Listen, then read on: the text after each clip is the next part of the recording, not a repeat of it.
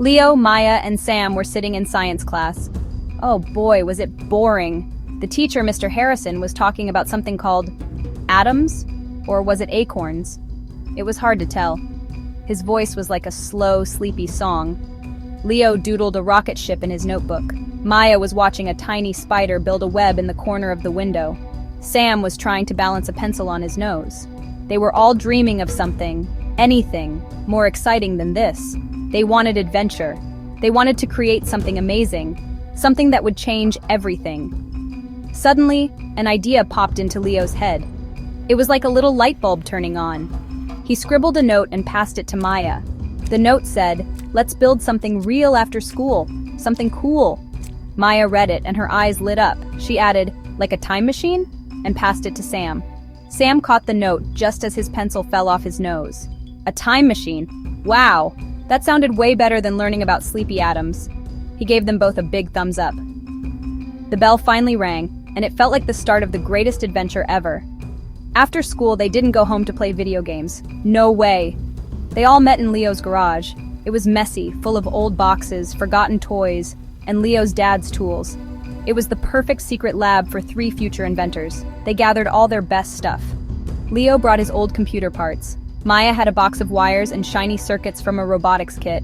Sam brought a collection of powerful magnets and a very, very long extension cord. They were ready to build something that had never been built before. They had no idea what they were doing, but they were excited to try. Their plan was simple: make something that could see the future. They didn't even know if it was possible. They just knew they had to try. For weeks they worked every day after school.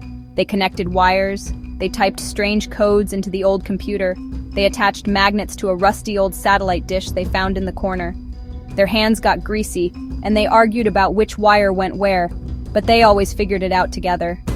They were a team, and they were getting closer to their big, amazing, impossible idea. They could feel it in the air. One rainy Tuesday, it finally happened. Sam was holding the long extension cord. "Ready?" he asked, his voice shaking a little. Leo and Maya nodded, their eyes wide with anticipation. They stood back as Sam plugged the cord into the wall socket. The machine started to hum. It was a low, buzzing sound that grew louder and louder.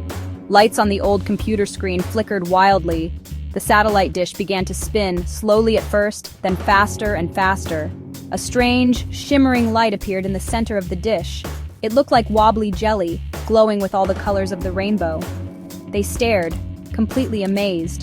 What was that thing? Cautiously, Leo reached out and pointed his phone's camera at the shimmering light. On his screen, the garage disappeared. Instead, they saw a city. But it wasn't their city. This city was filled with flying cars that zipped between shiny, tall buildings. People were riding on hoverboards that floated just above the ground. It was like watching a cartoon from the future. "Whoa!" Maya whispered, her face pressed close to the phone screen. Are we seeing the future?" It was more incredible than they had ever imagined. For the next hour, they took turns pointing the phone at the glowing portal. They saw so many wonderful things. They saw see-through phones that you could roll up like a piece of paper. They saw robots that could cook dinner and walk the dog all by themselves. They even saw a new kind of shoe that let people jump super high, almost like they could fly for a second. Every new image was more exciting than the last. They were laughing and shouting, pointing at all the cool inventions. This was way better than anything they could have learned in science class. The biggest discovery was yet to come. Maya noticed a calendar on a wall in one of the future scenes. It said the year was 2050. They were looking 30 years into the future. That's when the best idea of all hit Sam. "Wait a minute," he said, his voice full of excitement. "If we can see these things, maybe we can build them. Right here, right now." Leo and Maya looked at each other. Their smiles grew wider and wider. Sam was right. They didn't just have a window to the future. They had a blueprint for success. The very next day, their mission changed. They weren't just exploring the future anymore. They were going to build it. Their first project was inspired by the amazing hoverboards they saw. They spent hours watching videos of the future technology through their machine. They took screenshots and drew detailed plans. It was hard work. They had to figure out how to make the powerful little magnets work just right. There were a few small explosions and a lot of burnt toast smells coming from the garage, but they never gave up on their dream. Finally, they built their first working prototype. It wasn't as shiny as the ones from the future, but it floated. It actually floated an inch off the ground. Leo was the first to try it. He wobbled a bit, then slowly glided across the garage floor. It was the most amazing feeling in the world. They all took turns, laughing and cheering as they floated around like ghosts. They knew they had created something special. This little floating board was going to be their ticket to a whole new life. It was the first step on their path to becoming inventors. They started a company and called it Future Float. The hoverboards were a huge hit. Everyone wanted one. Kids, teenagers, even grown-ups lined up to buy their amazing invention. Soon they were making more money than they could count, but they didn't stop there. They went back to their time machine to look for more ideas. They saw self-watering plants and decided to invent smart flower pots. They saw clothes that could change color with the tap of a button and created their own fashion line. Everything they touched turned to gold. Before they knew it, Leo, Maya, and Sam weren't just school kids anymore. They were billionaires. They had big offices in shiny buildings and were famous all over the world. News reporters followed them everywhere, asking how 3 kids became so successful. They bought their parents big houses and went on amazing vacations. But even with all the money and fame, they never forgot about the messy garage where it all started. They still met there every week just to talk and dream up new ideas together. Life as young billionaires was fun, but it was also challenging. Sometimes people only wanted to be their friends because they were rich. Other times, running their big companies felt like a lot of pressure. There were meetings to attend and important decisions to make.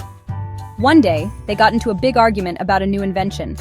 Leo wanted to build robot chefs, but Maya thought self-tying shoes were a better idea. Sam just wanted them to stop fighting. For a moment, it felt like their friendship was starting to crack under all the stress. They decided to take a break and went back to the garage. They didn't even turn on the time machine. They just sat on old paint cans, surrounded by the tools and junk that started it all. They remembered how excited they were just to make something float. They talked about how they solved problems together, listening to each other's ideas. They realized that the money and the fame weren't the most important things. The best part of their whole adventure was doing it together. Their friendship was stronger than any argument. From that day on, they made a new rule.